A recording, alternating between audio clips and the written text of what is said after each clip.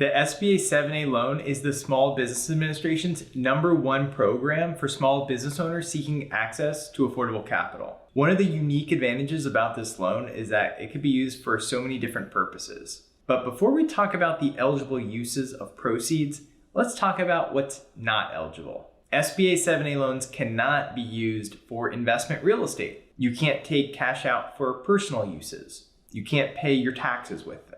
You can't repay shareholder notes. 5 hours later. You can't buy into a business with partial ownership, like buying into a law firm practice, for example.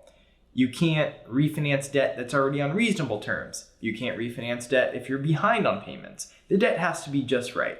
And you can't buy a boat. Hey, I'm Ray Drew, an actual SBA lender, and in this video, I'm going to share with you the potential uses of an SBA 7A loan and how to structure your request so that the banker takes you seriously. Pay attention because this program has helped jumpstart thousands of small businesses, including some that went on to become huge names like Chobani Yogurt and Under Armour.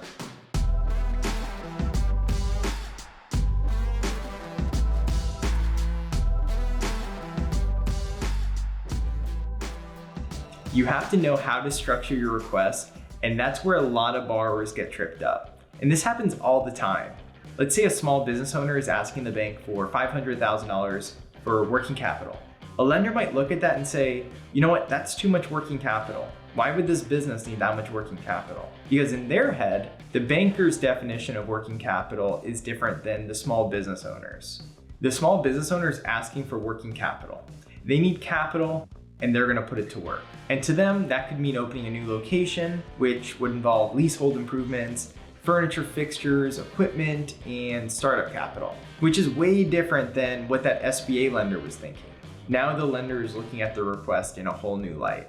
You have a successful business and you want to expand, and lenders will be receptive to that. Just don't let your request get lost in translation. Do yourself a favor and make the request using the lender's terminology, which will increase your chances of approval.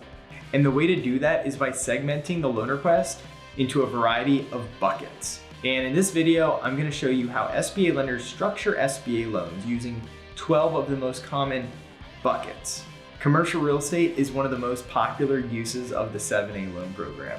It allows business owners to finance up to 100% of the commercial building. They just have to occupy at least 51% of the space. And property improvements, they're also eligible for SBA financing, so that you can make sure the building perfectly suits your business. You can even buy a piece of land and build a building from the ground up. But in those cases, you've got to occupy at least 60% and over time grow into 80% of the property.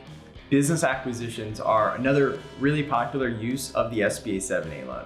In other words, you can use the 7A to acquire an existing cash flow positive business to catapult yourself into business ownership without having to go through the trials and tribulations of starting a business from scratch. You can also use the 7A to buy out your partner. Just remember, when financing a change of ownership transaction, the SBA does require you to end up with 100% ownership. Refinancing debt is another use. More expensive debt or debt that's maturing or ballooning, for example, is eligible to be refinanced under the SBA 7A loan program.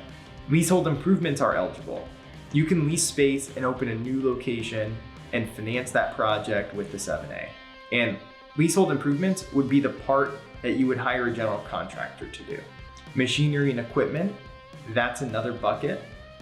Rolling stock, that's another. That's essentially your business vehicles like trucks or a logistics company, for example. Furniture and fixtures is another one. This would be your office furniture, tables, chairs, signage, things like that. Inventory, that's another one, pretty self-explanatory. And then you have working capital, that's a big one.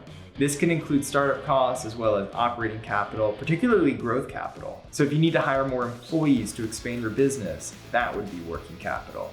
And this is the only time an SBA loan is funded directly into the business's checking account. And for that reason, the working capital needs to be well substantiated and broken down in great detail.